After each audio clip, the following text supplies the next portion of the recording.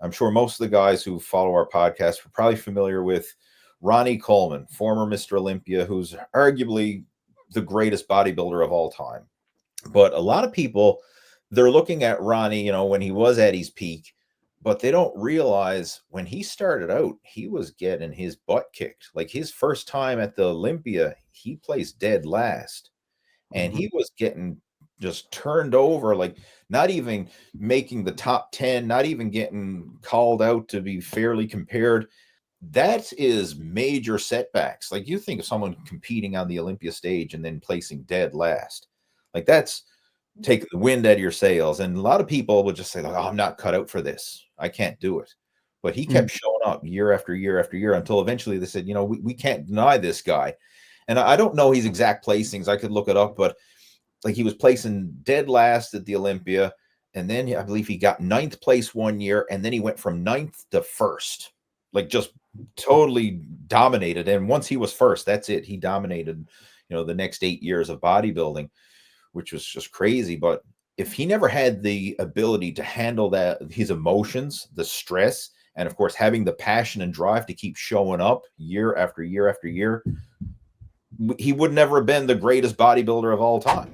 Welcome to the Total Fitness Bodybuilding Podcast with Lee Hayward and Jeff Samataro. Since 1997, Lee Hayward's Total Fitness Bodybuilding has been online helping guys to build muscle, lose fat, and become the best version of themselves. The goal of this podcast is to provide you with real-world practical fitness and nutrition advice to look your best, improve your health, and feel confident in your own skin so you can live life to the fullest without having your body holding you back from doing the things you want to do.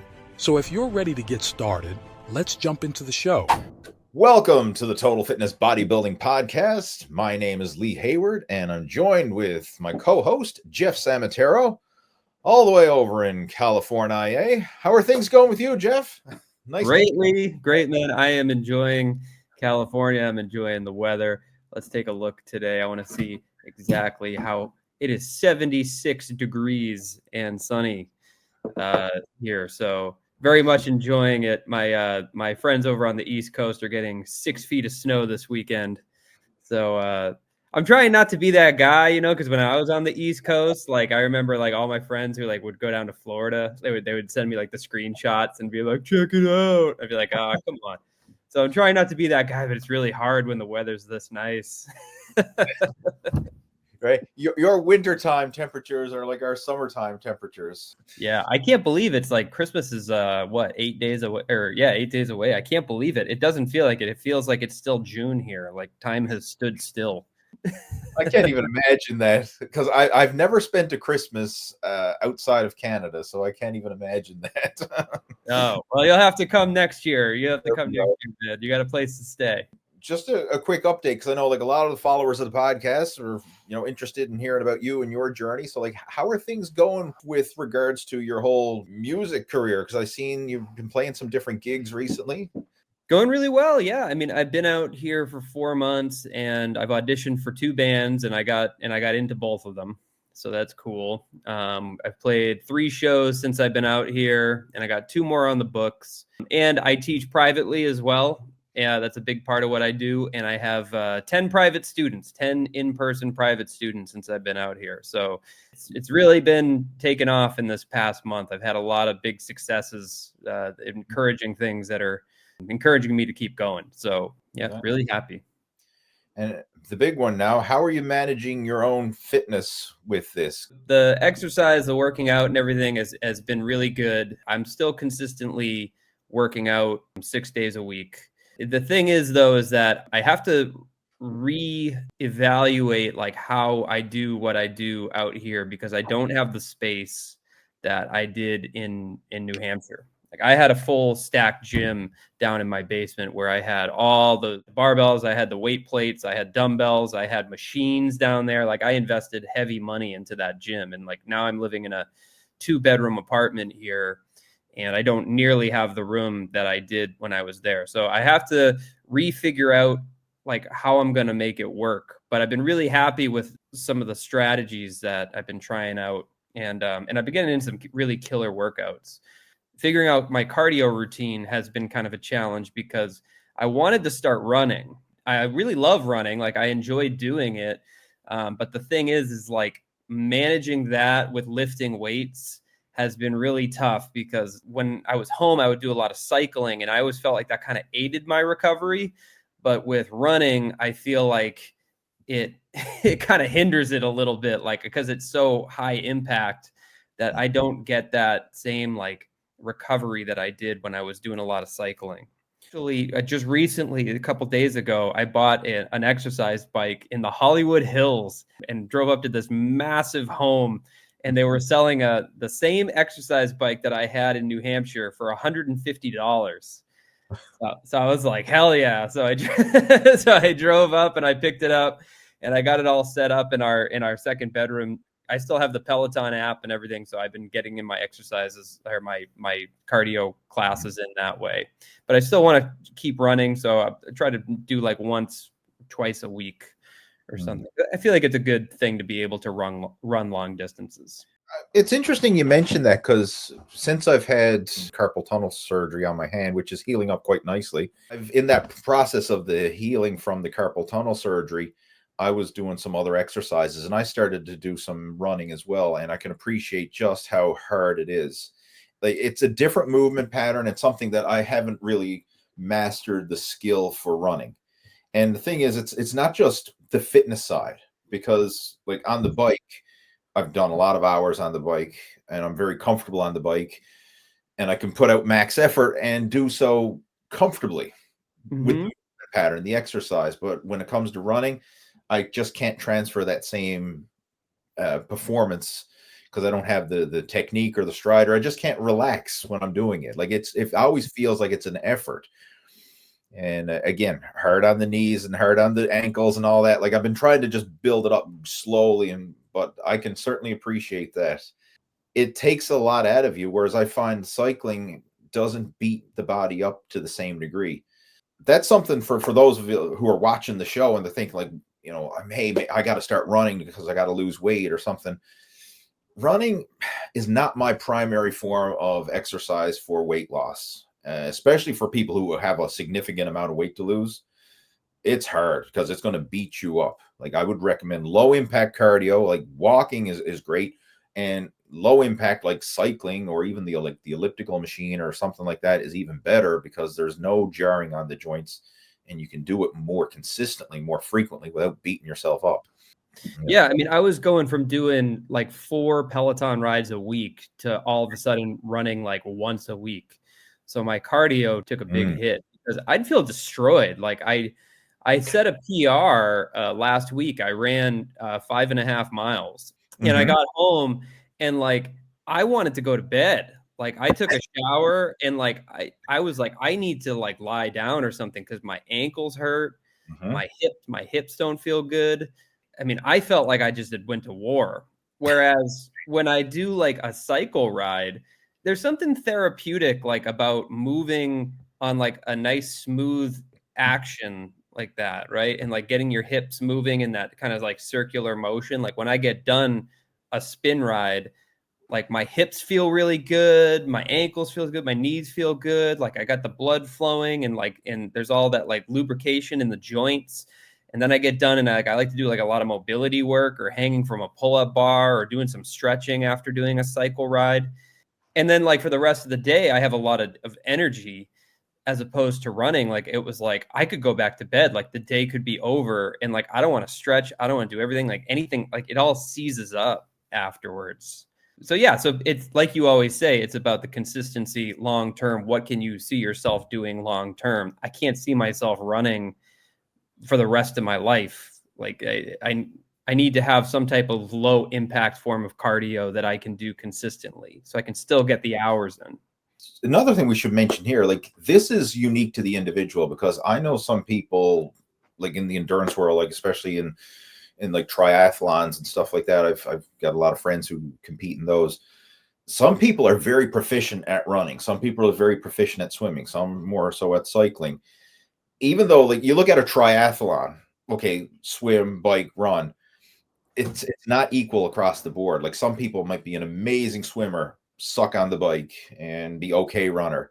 Someone might be terrible in the water, phenomenal on the bike, and an okay runner. Or like you'll see all the different combinations. Or someone might be, you know, so-so swimmer, so-so on the bike, and a phenomenal runner. Like I've seen every mix mash of combinations. And sometimes when I look at like people that I follow on Strava, some different folks, their running stamina and performance is like off the charts, but they're just mediocre cyclists. And then other people might be phenomenal cyclists and shitty runners. I fall into that category. Well, I wouldn't call myself a phenomenal cyclist, but I'm above average, you know, for cycling, but I'm. Oh, come on, Lee. You're the best. Oh, yeah. Don't be so humble over there. You're amazing. Come on. But it's the running, and I got to work for that. And it's hard. It really is. So I can appreciate it. But, you know, you just want to see what works best for you. And for most people, especially those who are heavy set and want to lose weight, running is definitely not my number one form of cardio. In fact, I would recommend saving that to once you've already achieved your weight loss goals, that your ideal body weight. Then if you want to transition into running for the sport of it, you know, because you enjoy it, or you want to, you know, participate in like a 5K race or want to run a marathon or something like that. Yeah, absolutely. But I wouldn't recommend that as your tool to lose the weight initially, because I think it's just going to beat up your body. And the risk of you actually quitting before you hit your goals is high. Because if you're in pain, like your knees are hurting, your ankles are hurting, your hips are hurting, it's very unlikely you're going to stick to it long enough to see the results. Right. And when you think about like making like a real body transformation, like you should be prioritizing lifting weights. And if your form of cardio, if your preferred method of cardio is beating you up to the point where it affects your weight training session the next day, then you're really shooting yourself in the foot. If that's your primary goal. And that's why I've always liked cycling. It makes me come back better the next day for my strength training workouts. Yeah, but my strength training workouts have been great. I've been really enjoying making it work in the 2-bedroom apartment and like with real minimal equipment. Yeah. The only thing I have is I have a pull-up bar that's in like the door frame pull-up bar. I still have the Olympic rings, which I love. And then I have a slant board, and I have resistance bands, and I have 2 sets of kettlebells. I have 2 25s and 2 40s. And I want to get some 60s too. That's all I have. And I have been getting in some killer workouts doing just dips, ring dips, pull-ups with the rings. And then also for legs doing like slant board goblet squats. And then deadlifts with the heavier sets of kettlebells, and then just doing like some ab work at the end. And like that's been the workout. I get in, takes about 45 minutes, but I really feel like I'm getting like a killer total body workout and with not that amount of time. So it's great. The slant board, that's something that I started incorporating a lot more into my training. And it's such a simple tool. Like we have one at our local gym that I train at, and it's one of those things. It was in the corner, you know, just kind of brush it off like, what's the point of that? But I remember there was one day I wanted to train legs, and my back was feeling a bit fatigued from my previous workout. And I said, I don't feel like having a loaded barbell on my back today. I'm going to do slant board squats. And man, like it is a killer exercise. Like you get an amazing burn in the quads. It's almost like isolates the quads similar to like a leg extension does. It's kind of in that similar movement, right? Whereas the squat in general is more of an overall leg exercise. Like you get hamstrings, glutes, quads, the overall leg. But the slant board, I find, really hammers the quads hard. Yeah. You get a huge stretch at the bottom. And I've noticed that since I've been doing it, I've been getting a lot more definition in my quad closer to the knee. I'm getting that teardrop like line on is it the VMO? Is that what it's called? That part of the quad? Vastus medialis. Yeah, that's right. Yeah. Yeah. Really hitting those muscles. And I can appreciate that myself. Like I've incorporated that with my own workouts. Even a lot of the coaching students that I'm working with in person, like we alternate heavy days and light days. And on our light days, we'll do some high repetition slant board, just focusing on the volume, multiple sets, higher reps, just getting in that sheer volume in there. But that carries over into helping make the other exercises stronger as well. Yeah, and I've been using it for split squats too as Okay. well, which is cool. So I get like a deeper stretch on the bottom for like a Bulgarian split squat. And then if you do it the other ways, right? So instead of facing it where like your heels are elevated, but doing it where your toes are elevated, you get a great stretch like in your sciatic nerve. So like just kind of doing like a fold, right? Like, like if you're stretching your hamstring and you take your foot and you like, if you pull it up like that, like you get a really great stretch in your sciatic nerve in the back. I've been doing it with that, with doing, what are they called? Jefferson, when you're holding onto dumbbells and you do like a fold, like just like a forward fold. I forget what they're called off the top of my head, but you know what I'm talking about. A fold over. I'm trying to think now myself. Mm-hmm. I'm stumped here now. I'll have to look it up. I want to say it's a Jefferson curl, but anyway, Yeah. you're facing it. You're facing it so that way your toes are elevated on the slant board, and then you hold on to like 10-pound dumbbells, something really light, and you just practice forward folding down, and you get a great stretch. It stretches the whole back line of your body. It's awesome. Is that Mhm. it? That Yeah. Yeah, yeah, different. that's it. That's exactly it. Yeah, yeah, yeah. But you do it but you do it on a slant board, so your toes are pointing upwards. Gotcha. Gotcha. Okay. Mhm. And you know what? I've never. That's a new exercise for me. So I've never actually done that particular movement before. But it's like the extreme of a stiff leg deadlift. Obviously using Yeah. moderate, light to moderate weights. You wouldn't be using heavy weight, but the extreme range of motion there. And yeah, Yeah. I could see doing that on the slant board would just amplify that stretch even more so. Yeah. Cool. I mean, that guy's got crazy mobility. Like I Yes. can't keep my legs that straight on the bottom of it.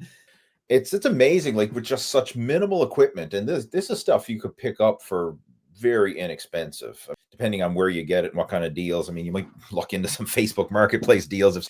Even if you had to buy it all new, it's still not that expensive to have what you have, Right. and Yeah. then get in a good workout. Like it really goes to show it's having the desire to actually show up and put in the work, not the equipment or the tactics or all this stuff. Right. Hmm. Yeah, totally. It really shed some light too on like how much money I wasted on that home gym that I had back in New Hampshire because like I Know know. if waste is the term we want to use, but I know what you're getting at. I know You what know you're what I'm getting saying though, like how much I didn't need like all that equipment and everything. Like, I mean, I loved having a home gym just because I got into like collecting things and it was like a fun thing to do after a while. But like I'm actually enjoying the workouts more with less than I was having like all of that equipment. And then like bouncing around from like exercise to exercise. Instead I can focus on like just hitting like the big major movement patterns and making progress on those, like the big compound lifts like deadlifts and squats and just like push and pull, and instead of like messing around with accessory exercises a lot. So yeah, it's been fun. I love it. It's really fun, and I found some calisthenics parks around here recently too, that are pretty close to me. So I'm going to hit those up pretty soon as well. That's awesome. I mean, I'm glad you shared that because we got people in all different scenarios. Like a lot of folks like to go to the gym, which I'm in that camp myself. I love to go to the gym. I just enjoy that atmosphere. But Mhm. I also like having a home gym as well. I mean, there's just something convenient where you can just get in a workout anytime, very little friction. And I find home gym workouts are great for when you just want to get something done quick, Yeah. especially with, I guess, in a situation like you, okay, you're living in California where it's a lot of traffic, it's busy. I mean, in the commute time it would take you to get to and from the gym, you could have your workout done at Yeah. home. I mean, and everything is just so crazy expensive out here. Like buying a gym membership at this point in time where I'm like kind of starting over again when I could work out from home. Mhm. It just doesn't really feel like feasible. Or I guess it's doable, but like I don't know. It feels smarter to just do it at home at this point too. So, I mean, I've always loved the challenge of working out at home. Like that's how I've always done it. I've gone to commercial gyms in the past and everything, but like I don't know. I just love doing it on my own. Like I don't the community aspect of it, like working out in a public gym, like I don't know. It never really resonated with me. Like it's like my me time where like when I do it, I'm just like, it's like almost like meditation and it's like therapeutic. And I have that time to like really kick off the day the way that I want to kick it off. And like, I just want to be alone for that period of time. But like you said, everybody's different. So whatever Sure. works for you. I can respect that. I mean, I spent my first 8 years of training at home in a basement home gym. Like I was Mhm. still living at home with my folks, and we over the years acquired a very respectable home gym. A lot of it was homemade. My dad actually made it, which was pretty cool.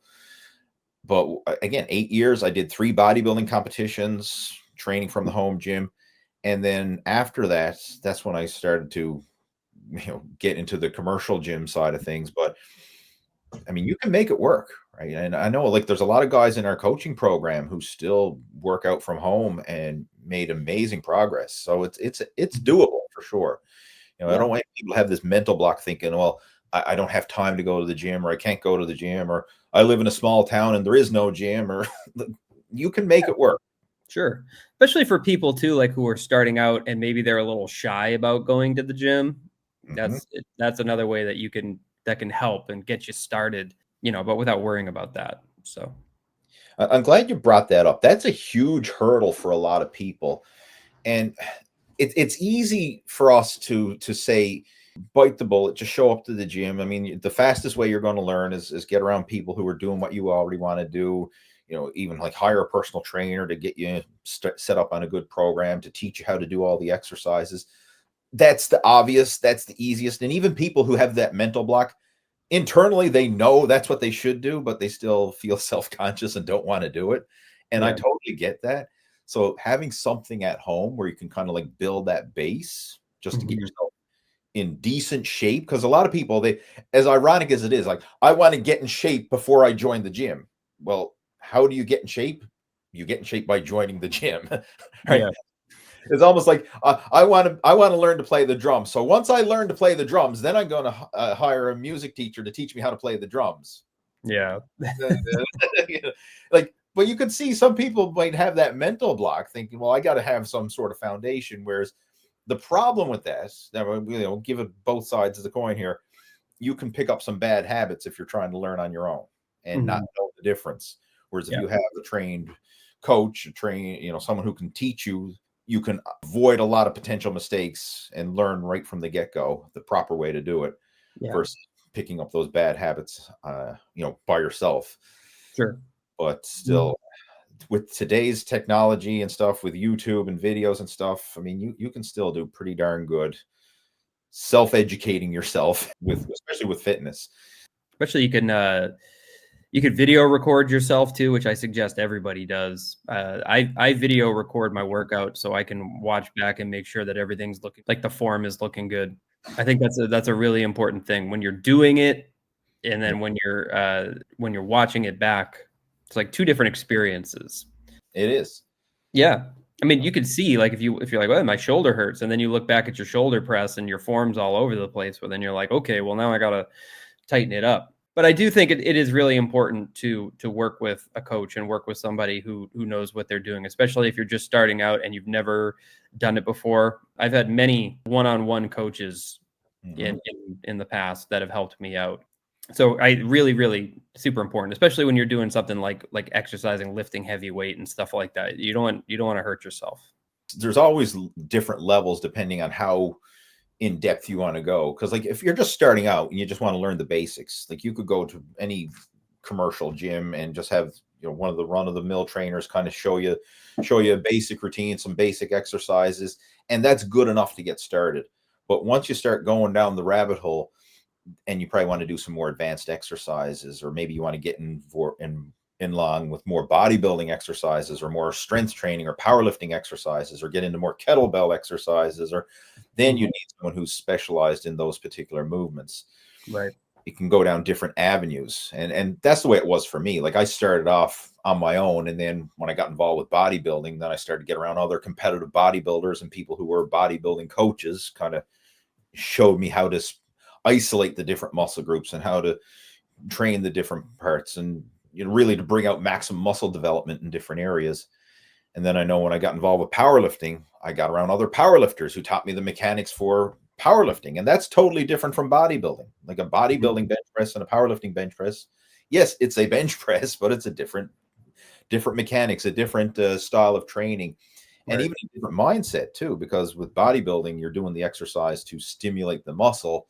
With powerlifting, you're using the muscle to move maximum weight. So there's similarities, but there are some key differences. And if you don't have someone who can guide you in those areas, it can really be a big hang up, because a lot of times people don't know why they're stuck in a plateau. Why am I not getting stronger? Or why am I not getting more bigger? Or why am I not seeing the results that I should be? Yeah. It could be due to how you're training, the whole technique side of things, the tactical side. It's like you don't know what you don't know until somebody shows you. You don't know what you don't know. I love that. Yeah. I believe that was your calisthenics coach told you that, wasn't it? You don't know what you don't know. That's right. Yeah. Absolutely. And that was huge. Like when I started working out with him, because in my head, like I had been doing calisthenics at home, and I was like, oh yeah, I know how to do dips and I know how to do pull-ups. Yeah. But then he showed me like all the straight arm exercises and all this stuff that like I didn't even know they were in the realm of calisthenics, and it just like totally opened up this whole new world of things. So yeah, I mean, he's 100% right for sure. And I made huge progress working with him, because I got all this new stimulus happening that I didn't even know that was out there. So it was a great experience. You don't know what you don't know. You don't know what you don't know. Yep. That kind of brings me into the next section here. One thing that I wanted to address, and this was something that one of my mentors shared with me not too long ago, and I want to just bring it up here. When you look at success, we can look at this as the success pyramid, like the different pieces or the different components that are required to achieving success. Now, we're going to focus primarily on fitness success, but this could be applied in any other area as well. It could be applied with music. It could be applied with education. It could be applied with business, sports or athletics, any type of avenue, but we're going to kind of gear it towards fitness. And the base of the pyramid is the heart. And what I like to look at this is your drive, your passion, your desire to achieve something. Like if you don't have the heart and the desire and drive, it doesn't matter if you have a good opportunity or the best strategies or tactics, or even if you're genetically gifted. If you don't have the drive or the heart, none of that stuff really matters. Like that is the big one. And another element of this as well could be how you handle emotions and how you handle stress and how you handle when things go awry. Because some people are full of piss and vinegar and gung-ho and saying, yeah, I'm ready to do this. Let's go. When things are going well, there's no challenges, there's no obstacles. But then when something happens, whatever that may be, like prime example, like a few years ago when we had the whole pandemic shutdown, a lot of people threw in the towel and quit their programs and quit training because, hey, I can't go to the gym like I normally do. And so some people stopped, whereas other people got creative and looked into alternatives like you did. Like, how can I work out from home? How can I still make this work even though we have this big challenge, right? How do you deal with challenging situations? The next level up would be what we refer to as the head. And for this, it's your personal belief, like your psychology, your self-belief. And is this possible for you? Like, I know other people can achieve success. You've seen it, but is it possible for me? Right? Like that kind of self-limiting belief or self-assuring belief, whatever you have. I mean, that can make or break someone's success. And head and heart really kind of go together for a lot of people. There's a lot of similarities there, but that's the base. The next level up would be your genetics. And what I mean by that, it could be like your God-given skills, your God-given talents, your God-given genetic traits, whatever, just the raw potential that somebody has. I mean, that plays a role, but even if someone has amazing genetics, if they don't have the head and the heart to back it up, they're probably not going to maximize those genetics. And then the very peak of our pyramid would be the how, the strategies, the tactics, the how-to. This could be like in fitness, the workout, the calories and the macros, the sets and reps, the actual tactics that you're going to apply. Sure, that plays a role, but if you don't have all the other foundational pieces, the best training program or the best diet and macro split isn't going to mean diddly squat if you don't have a solid foundation to stack that on top of. Mm-hmm.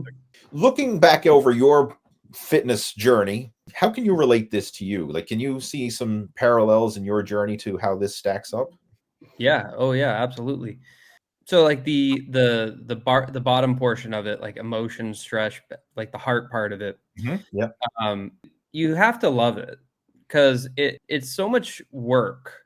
I think everybody knows it's work and it's hard work, right? But it is like, and showing up every single day and doing it for your reasons why, and knowing what your whys are so important. And that's why I remember at the beginning of the program, you have us all do this, your 5 reason why exercise. Yep. Right? What are your reasons why you want to do this and you want to show up? Because if you're starting something new, there's always going to be this like awkward, inadequate stage that you're going to go through when you're starting something new. Yeah. And if you're and that's hard to push through. And it's hard to push through developing new habits and becoming somebody different.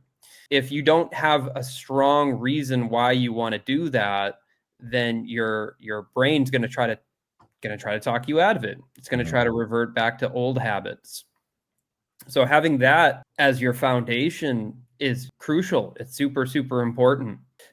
And like all the skills and techniques and stuff like that, like it's important obviously to have good lifting technique and to know how to do what you're doing optimally, but like at the same time too, like the heart and the passion of just showing up every single day and believing that you're going to make the change and that you're going to achieve your goals, I think is more important than the skills and everything, because you could make a huge transformation. You could reach all your goals with like just very basic exercises, very basic skills.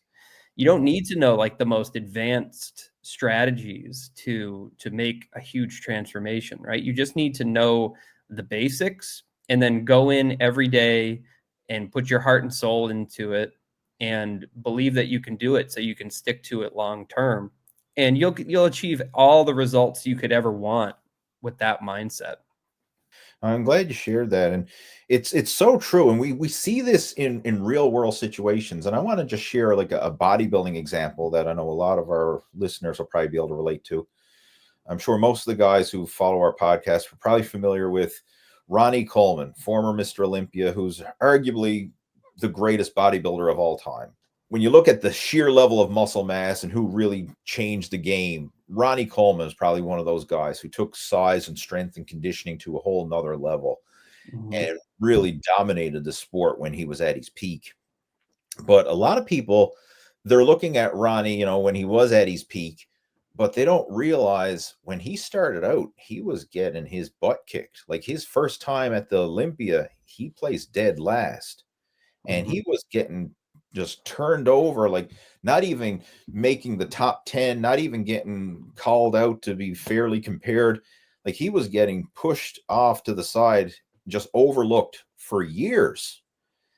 And then all of a sudden, like he kept showing up year after year after year and getting better and better year after year after year. So when you look at an athlete, that is major setbacks. Like you think of someone competing on the Olympia stage and then placing dead last, like that's taking the wind out of your sails. And a lot of people would just say, like, oh, I'm not cut out for this. I can't do it. But he kept showing up year after year after year until eventually they said, we can't deny this guy. And I don't know his exact placings. I could look it up, but like he was placing dead last at the Olympia. And then I believe he got 9th place one year. And then he went from 9th to 1st, like just totally dominated. And once he was first, that's it. He dominated, the next 8 years of bodybuilding, which was just crazy. But if he never had the ability to handle that, his emotions, the stress, and of course, having the passion and drive to keep showing up year after year after year, he would never have been the greatest bodybuilder of all time. Like he would never have been the Ronnie Coleman that we associate, and wouldn't have pushed himself. So obviously he had that heart. He also had, the head, the psychology. Like, I mean, he had the belief in himself. He wouldn't keep showing up if he didn't. Right. Of course, he had the genetics, because without the genetics, you can't achieve what he's achieved. And then he got the coaching, the strategies, the tactics. I mean, he sought out the people and the coaches who helped him to maximize all those things. But the biggest piece of that foundation right there is the heart. If he never had that drive to keep showing up, he never would have done it. Mm-hmm. Can you speak to that, like in a music situation? Like, think of people you know, whether it's people you know personally or just people in general, like from a music point of view. Yeah, totally. So I've been trying to do since I've been out here is just putting myself out there like every single day. Trying to post online, social media, trying to take as many opportunities as I can, not saying no to things, but trying to say yes to as many things as possible. And like, I had somebody reach out to me yesterday and they're like, "Hey man, like I really see you putting yourself out there, man. And I really admire your determination and like your tenacity and that you're hitting this really hard." He's like, "You keep that up, dude." He's like, he's like, "You're going to get a gig before you know it." And I just like loved what he said because it was like, it's because I keep putting myself out there day in and day out and just throwing it out to the universe every single day that like, hey, this is what I want. And not being shy of asking the universe for it and believing that I can do it. And I'm not the greatest drummer in the world by any stretch of the imagination. And that has become even more apparently evident just from being out here in Los Angeles. Like there are some of the best musicians I have ever seen in my life playing out here. Like it's scary good how some drummers are out here, right? And not just drummers, but musicians. But so I'm not the greatest drummer in the world. I don't have the most skills. I don't have the most technique. And if I saw that, then I might get discouraged and quit because of those people that do have those skills and those techniques. But I'm starting to realize that it's not so much about like how great of a player you are. I mean, you have to be a good player. You have to know what you're doing, but you don't have to be the greatest in the world. It's more about like the consistently hitting it hard every single day and putting yourself out there every day and attacking every day with a lot of heart and passion and believing that this is something that can happen to me, something I can get if I keep putting myself out there, and not stressing out too much about like going into the practice room every day and trying to like develop these ridiculous, crazy skills that I don't think are going to play a huge difference in the long-term success of what it is that I'm trying to do anyway. I don't know if I would have the same mindset and belief in myself that I have going through this now if I hadn't had gone through the body transformation that I went through years ago, because I see it. I see the steps that are happening and I know where I am in the process. I don't get discouraged when things don't work out my way, because it's like okay, I just got to keep believing and just got to keep putting the heart and soul and the passion into it, time and like day in and day out, and like it'll happen. I just have to keep believing that it'll happen. Nice. I'm glad you brought that up, and this parallels nicely to what James Clear talked about in his book Atomic Habits. He referred to the plateau of latent potential. And a lot of times when people are starting anything, again, it could be a business journey, a fitness journey, in your case, a musical journey, whatever it is that you're embarking on, a lot of times people think, hey, I'm going to put in a day's work and I'm going to get a day's results. And it's just going to be this linear progress. Like the harder I work, the better the results. And you're going to see the results and the fruits of your labor. And it rarely works that way.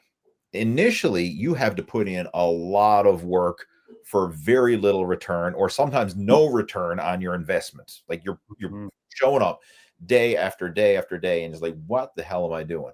Like, prime example, like you're going to the gym and you say, man, I busted my ass. I had a killer workout. I ate clean, no cheat meals, no alcohol, no nothing, perfect calories and macros. And then you look in the mirror the next day, nothing. I still look the same, right? And then you do it again, and then I still look the same. Like if you eat a healthy meal today, or if you eat like shit today, you're going to look the same tomorrow.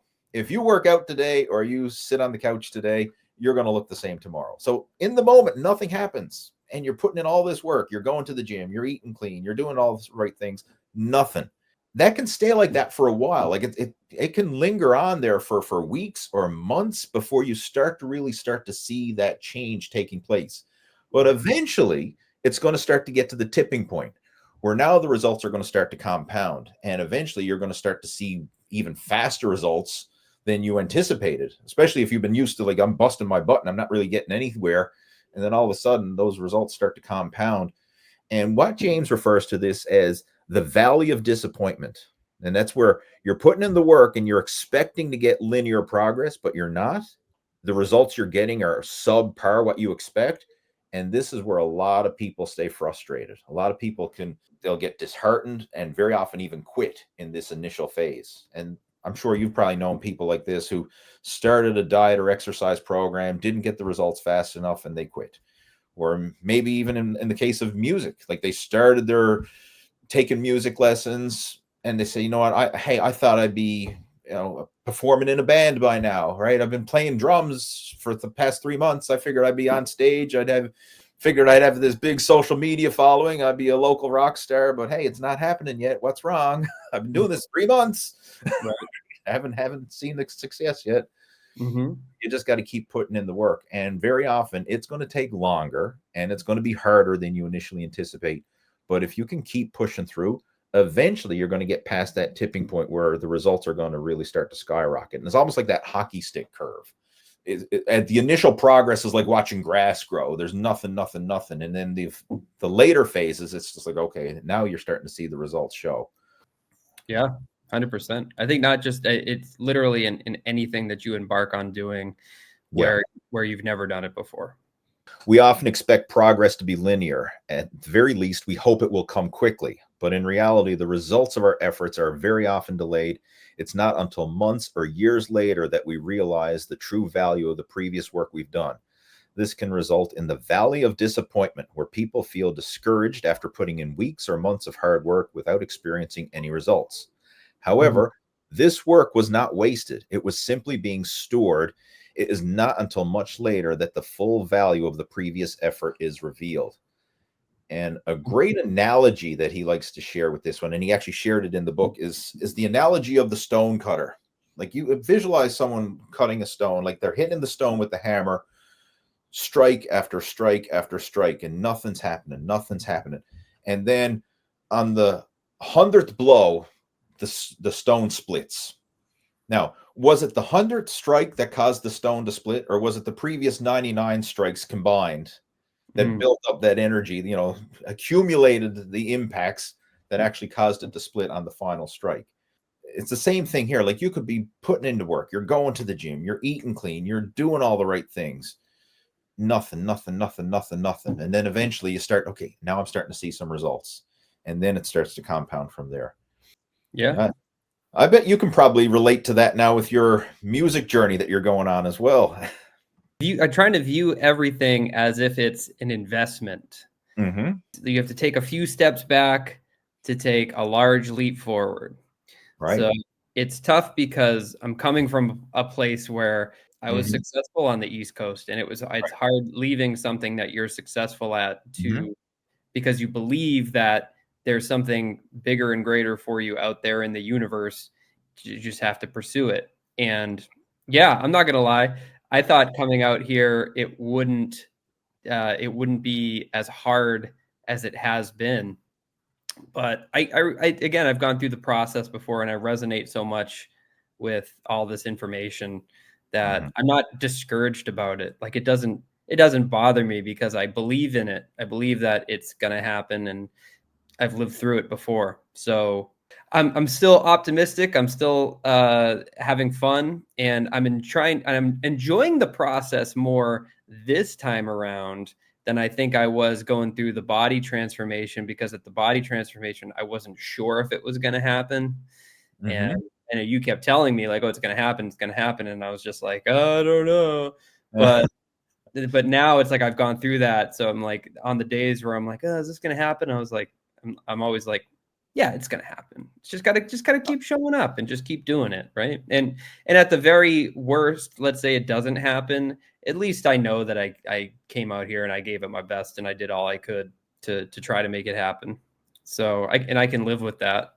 But if I never tried, I never started, then I don't know if I could live with that. I think years down the line, I would have been like, could I have done more instead of like just staying home and just playing it safe? I mean, that's exciting to see the journey unfold, but the pain of the discipline and the work and the effort you're putting in is only small in comparison to the pain of regret. If you had have lived your life wondering what if, I mean, like that is a painful way to be. And there's so many people like that, like they're afraid to take that initial step. And then in the back of their mind, they're always wondering, well, what if? And looking back, regretting that they didn't have the courage to take that chance, you know, to take the effort. I would much rather take the effort and fail and at least know, hey, I went out there and gave it my best shot versus I never even put up a fight. I never even tried. Like, exactly. You know. Yeah. I like what in that graphic there, how it said that, you know, it's going to take months and years, like longer than you probably initially expected, because that might discourage some people. But I mean, you'd be surprised how quick the years go by. I mean, you and I, Lee, we started working together 5 or 6 years ago now. 2019, I believe, is when we officially met, because I know you were following me before then, but you officially came on board with the coaching program back in 2019. It was. Yeah, it feels like it wasn't that long ago. It feels like it was yesterday. And it's just crazy now to think that like I've been working with you and working out and exercising consistently for the past 6 years. Like it goes by in like a blink of an eye. It does. And I'm glad you brought that up, because a lot of times we have these weird ideas, especially when it comes to fitness. Like people can neglect their health and fitness for weeks, months, years, in some cases decades, and they're okay with that. Like, hey, I haven't worked out since college, and now I'm in my 50s, and I'm overweight and high blood pressure and high cholesterol, and they're okay. Like they'll sit in that slump, right, for years and years and years. But then when they finally decide, okay, I'm going to join the gym, I'm going to start eating better, I'm going to start doing it, then it's like, okay, I got to get in shape as soon as possible. Like I got to go through a 12-week transformation, or I got to go through some crazy cut. I got to lose it as fast as possible. Like, you've been neglecting it for years or decades. Like, what's the rush? Right. Like, what changed all of a sudden? Like, and if you try to take that, I'm going to go through a 90-day transformation and I'm going to starve myself and, suffer it out and get in shape. What's the odds of that actually being a sustainable transformation? Like, slim to none. I mean, we know the statistics for most weight loss diets, it's less than 10% actually achieve success. And the root cause is, one, the belief, the hurt, all that kind of stuff comes into play, like we mentioned before. But another one is not taking a sustainable approach, right? Not realizing this is a journey. This isn't a sprint to the finish. This is a journey. This is a lifestyle. And having that bigger picture perspective, going into it with that knowing up front, just embrace the idea that this is going to probably take longer than I anticipate. It's probably going to be harder than I anticipate. There's going to be challenges that I didn't even think of that are probably going to pop up. Mm-hmm. And am I going to still push through? And if you can decide up front that, I'm going to push through no matter what, and just keep pushing forward and refuse to quit, eventually you will succeed. That's the formula for success right there. If you refuse to quit and you just keep pushing forward and are willing to adapt to the shit that life throws your way, change course and find a way or make a way around it, eventually you'll start to see some results. Now, it may not always be what you anticipated, but who knows? It might be something better, or at least it'll get you moving in the right direction. Yeah, 100%, man. Well said. So this was a great call. I mean, I know you're busy and I'm busy too. I actually have to get ready to clue it up because Harvey's got music lessons coming up very shortly. So I got to get him out to his music lessons. Yeah, best day of the week. Love it. Yeah. Did you tell him I said great job on that beat that he played on the video you posted? I did. And I mentioned that to him this morning, and he was super proud of that because he's got a lot of respect for you as a drummer. Like when you post videos, like he likes to watch them and stuff. Oh, he's coming in. There's Jeff. He's seen your drumming video. Hey, Harvey, what's up, buddy? Dude, you're growing out the hair? He's a rock star. You got to have the hair, right? Oh, dude. Dude, I'm trying to grow out my hair too, dude, because I'm trying to get that rock star look as well, man. But yours looks better than mine, a lot fuller. I'm jealous. My hair's Yeah. thinner and grayer. Hey, As how you doing? Hey, good to see you. Yeah, buddy. Are you making Yeah. Oh, everything's going really well. Yeah, it's great to see you guys. Harvey, buddy, I just want to say, man, I love the shuffle beat you played in Jingle Bell Rock, man. You nailed it, man. That's a hard beat to play. Cool. Nice. Yeah, man. I've done that in like many songs in like the past though. Good for you. Yeah, dude. I've always struggled with that beat, the doom do gat do doom do gat do doom do gat. So next time we get together, you got to show me how to do it, okay? Cool. All right, cool, man. Cool. It's been great chatting with you, Jeff. Thanks so much. Merry Christmas to you. Yeah. Yeah, Merry Christmas to you guys too. All right. Count in, bud. 1, 2, 3, 4, and dig, guys. There we go. A 2, a 1, 2. Here we go, hurry. A jingle bell, rock, yeah. Jingle bells swing and jingle bells ring. Going and blowing, of course, a little fun, yeah. Now the jingle hop has begun. Lucky jingle bell, jingle bell, jingle bell rock. Jingle bell time, it's jingle bell time. Dancing and prancing in Jingle Bell Square, yeah. In the frosty air, one more G, guys. It's the right time, it's the right time. We go jingle rock the night away. G, the jingle bell time, jingle bell time. Hey, we go riding in a one horse sleigh, yeah. Jingle bell, jingle bell rock. Jingle around the clock, yeah. Go to A, mix and jingle and jingle. There we go. Hey, that's the jingle bell. That's the jingle bell. That's the jingle bell rock. Yeah, nice job, guys. Woo! All right, great. Well, there you go. I hope you enjoyed today's episode of the Total Fitness Bodybuilding Podcast. And if you did, I'd really appreciate it if you could hit that thumbs up button, subscribe to the podcast. And if you know someone who could benefit from this, please feel free to share it with them. And if you would like some help with your own personal fitness and fat loss goals, whether that's losing the gut, building muscle, increasing your strength and athletic performance, if you would like some help with that, then I invite you to join me for a free strategy session coaching call. I have my information down in the show notes below where you can book in for a one-on-one strategy session with me, and we can discuss you and your situation, your goals, and what it is you're trying to achieve. And if I feel that you're a good fit, then I may invite you to come on board and join our Muscle After 40 coaching program, just like the guys you've seen in this podcast today.